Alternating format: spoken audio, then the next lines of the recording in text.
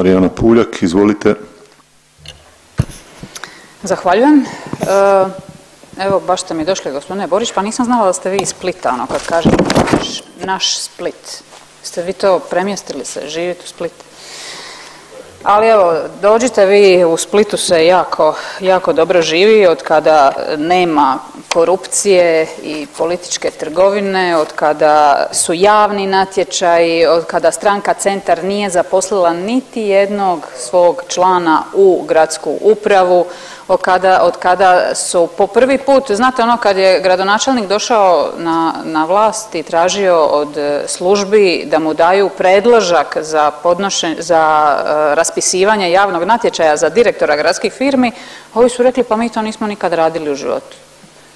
Zamislite to, eto. Tako da dođite u Split, pogledajte kako se tamo živi, najveći proračun ikad, najveći investicijski ciklus od mediteranskih igara, tako da ovaj vaš mali dečko koji ne zna voditi ni Lećevicu, nije napravio ni vodovod, ni kanalizaciju, nije pokrenuo, nema šanse. Ali dobro. Ja sam htjela zapravo malo se osvrnuti vrlo kratko na govor kolege Kukavice koji toliko je izrekao nekih stvari da me jednostavno stomak me zabolio. Kaže naš kolega Kukavica da je volja hrvatskog naroda na ovim prošlim izborima bila ići udesno. Pa gospodine, nema ga sad ovdje, ali gospodine Kukavica, volja hrvatskog naroda je bila zaustaviti korupciju. A samo zbog izborne prijevare vaših birača završili smo sa Vladom, sa organizacijom koja je pravomoćno osuđena za korupciju. Rekao je dalje kolega Kukavica kako Domovinski pokret ima nultu toleranciju na korupciju, pa eto završi u vlasti sa organizacijom pravomoćno osuđenom za korupciju koju vaš čelnik naziva Ali Baba i 40 hajduka. Mislim, to je ono, ne da te stomak zaboli, nego da ti se okrene sve u životu. I počeo je, da ne kažem, je li, da ste pored HDZ-ovih plagijatora koji su osramotili Osječko sveučilište, doveli za ministra čovjeka, je li, koji ne zna nabrojati profesore na svom fakultetu i vi kažete joj, zašto vi o tome tupite, zašto ste se uhvatili kolege Dabre, jadan naš kolega, toliko je jadan, je li, da je morao po diplomu ići u Travnik. I ne može dokazati uopće je li bio uopće u tom Travniku ili je tu diplomu na nekoj drugoj benzinskoj pumpi našao. A počeo je kolega Kukavica nabrajajući, počeo je spominjati 95. 91. kako je on branio ovu zemlju, je li? Međutim, evo sad vidimo da to domoljublje njegovo ima cijenu i postotak. Pa dakle, evo, neću više o Domovinskom pokretu, nego ću, evo, neko je ovdje rekao, kolega Sanader, da ja stavljam, nabrajajući ljude koji podržavaju ovdje iz Sabora njegovu vladu, da ja stavljam ljudima, ili, metu na čelo. Zašto metu? To su zastupnici ovdje koji dižu ruke za ovu vladu. Zašto je to meta i zašto ih ne bi mogli upitati čime su, eto, oni zaslužili to, odnosno koliko košta njihova šutnja na svu ovu korupciju, na sve ovo je 31. ministar koji odlazi iz ove vlade, na sve ove korupcijske afere, na svu ovu krađu, milijarde, plinove za cent i ne znam koje sve afere je u ovih 8 i više, 8+ godina Andreja Plenkovića, sve afere koje su se dogodile. Pa evo ja ću ponoviti još jednom koji su to zastupnici, jer njihova imena treba javnost zapamtiti. Jer oni su zapravo, dakle, ne zanimaju me ni HDZ, ni Domovinski pokret, oni su na ljestvama. Ali ko drži te ljestve? Pa evo, Vladimir Bilek, Armin Hodžić, Robert Janković, Veljko Kajtazi, Furio Radin, Predrag Štromar, Dario Hrebak, Darko Klasić, Vesna Vučemilović, Željko Lacković, Veselko Gabričević, Hrvoje Zekanović i Marijana Petir. Oni drže ljestve. Drže ljestve onima koji kradu, drže ljestve onima koji su podržavatelji korupcije ovdje. A evo, govorio je ministar ovdje nisam stigla repliku da ga upitam, ima li u svijetu igdje jedan primjer da je politička stranka osuđena za korupciju? U svijetu, koliko ima država? 190 skoro. Ima li igdje politička stranka da je osuđena za korupciju? Ja ne znam za niti jednu. Pa eto, po nečemu smo prvi i jedini u svijetu. Kad već govorimo o toj posvećenosti i borbi protiv korupcije. Dakle, još jednom, svi vi koji podržavate ovu Vladu, a niste HDZ ili Domovinski pokret, danas ste ključni za njen opstanak, u petak ćemo vidjeti kako ćete se ponašati, pitat ćemo vas stalno i prozivat ću stalno i uvijek koliko košta vaša šutnja, koliko košta vaše nepjevanje, šta ste to dobili za uzvrat, posebno recimo manjince ovdje. Manjinci se, evo tu gospodin Kajtazi hvali se, ne znam, projektima i tako dalje. Šta vi mislite da druga vlada, ne znam, da ste se odlučili za centar lijevo vladu, da vam ona po zakonu ne bi dala i ne bi surađivala s vama i osigurala sve što manjincima i po zakonu sljeduje, a i što je na dobrobit zapravo manjinaca. Zašto sve ove godine birate stranu HDZ-a? Šta ste to dobili za uzvrat? Ili vi osobno ili ko drugi?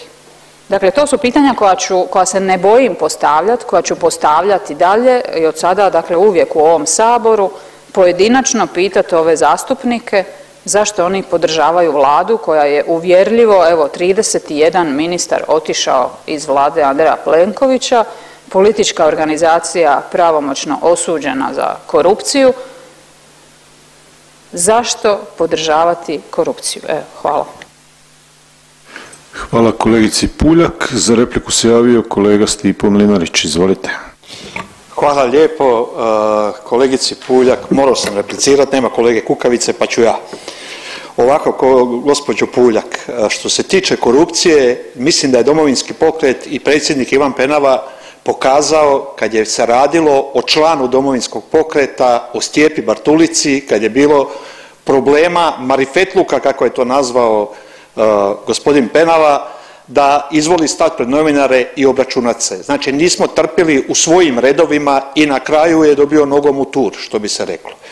Vi, kolegice Puljak, kao da imate fetiš na Domovinski pokret, na gospodina Dabru, na gospodina Kukavicu, ja ne znam zbog čega tolika ljubav prema njima, ali pitao bi vas da mi odgovorite, jeste to vi, gospođo Puljak, ona narikača koju je govorio gospodin Milanović? Ne morate odgovoriti, ali 3 put trepnite da vidimo je li to ta narikača koju vas je Milanović prozivao. Hvala. Odgovor na repliku.